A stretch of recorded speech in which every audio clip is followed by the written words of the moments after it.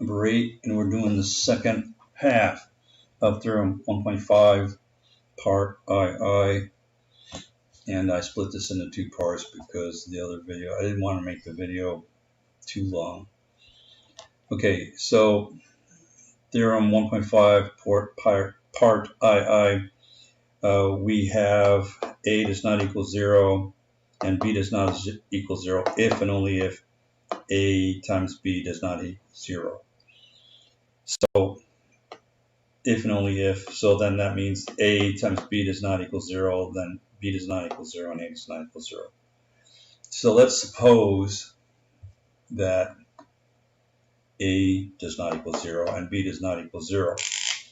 Then we can say that the inverse of A,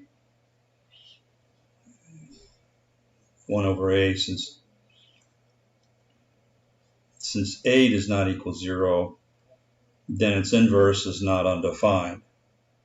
So from that, we start with A times B does not equal 0. And so from here, if we go ahead and multiply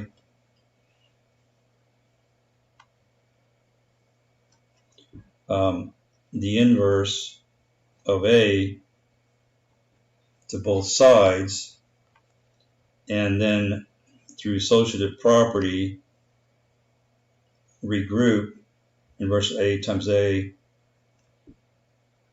B does not equal 0.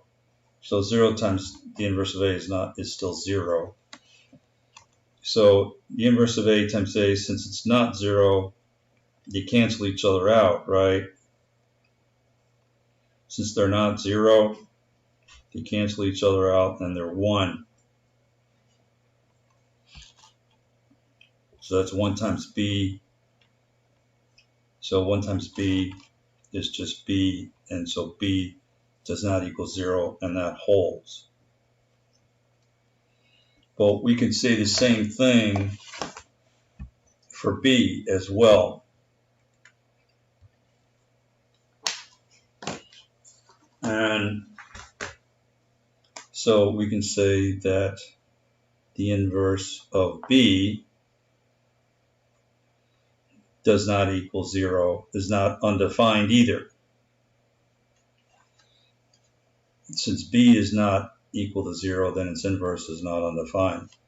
So again, A times B is not equal to 0. So now we're going to multiply the inverse of B to both sides. So that's B times 0, inverse of B times 0, and regroup it. So basically we're doing the same thing. And B times its inverse, group those. 0 times anything is still 0. Since B inverse of B is not undefined, then B times its inverse, its reciprocal rather, is 1. So we can say that A does not equal 0, and that holds. So basically we're saying if A times B does not equal 0, then A does not equal 0 either. And that holds, that theorem holds. And that's the end of our video lesson.